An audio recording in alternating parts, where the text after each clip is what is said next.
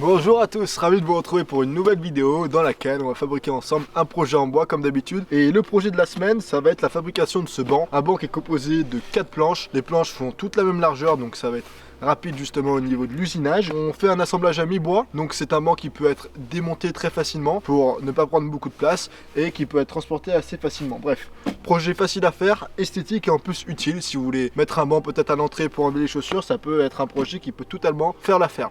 Si ça vous intéresse, alors on rentre directement dans la fabrication. Alors c'est parti, première étape, ça va être de trouver le bois nécessaire pour la fabrication. De mon côté, j'ai acheté 2 panneaux en bois dans un magasin de bricolage qui font 30 cm de large pour 2 mètres de long et environ 2 cm d'épaisseur.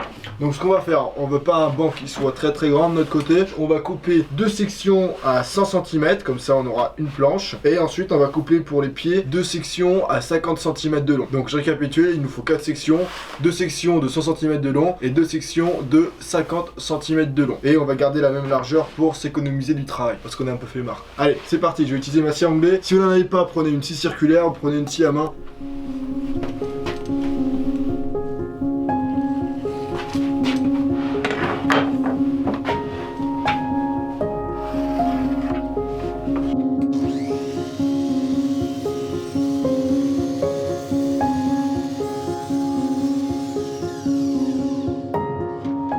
Ça y est, on a débuté nos 4 sections, l'assise est restée dans l'atelier. Nous, ce qu'on va faire maintenant, c'est qu'on a nos 2 pieds et on a le contreventement. Donc l'idée, si vous voulez, c'est que les 2 pieds viennent s'emboîter via un assemblage à mi-bois dans le contreventement. Pour la position des 2 pieds, on va les positionner à 15 cm de chaque extrémité du contreventement. Donc on n'a plus qu'à tracer l'assemblage à mi-bois, puis ensuite on pourra le tailler.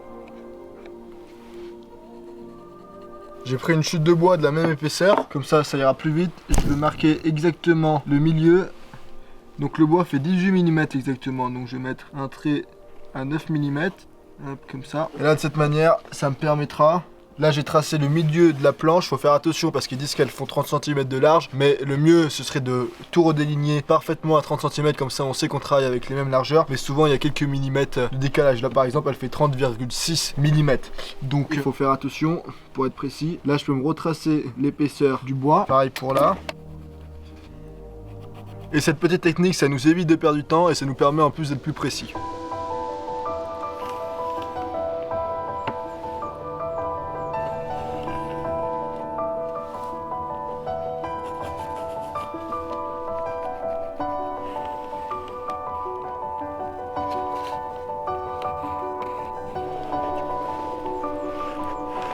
Ça y est, on a nos 4 traçages. Donc l'idée, c'est un assemblage à mi-bois tout bête. C'est qu'ensuite, cette planche viendra s'encastrer dans le contreventement et ça viendra parfaitement à fleur comme ceci. Il y a un hélicoptère là, ils doivent être en train de chercher quelqu'un. Prudence les amis si vous allez en montagne. Allez, c'est parti. Je vais sortir la scie circulaire. Si vous n'avez pas de scie circulaire, faites ça avec une scie à main, une scie japonaise pour être précis. Ça ira également très bien.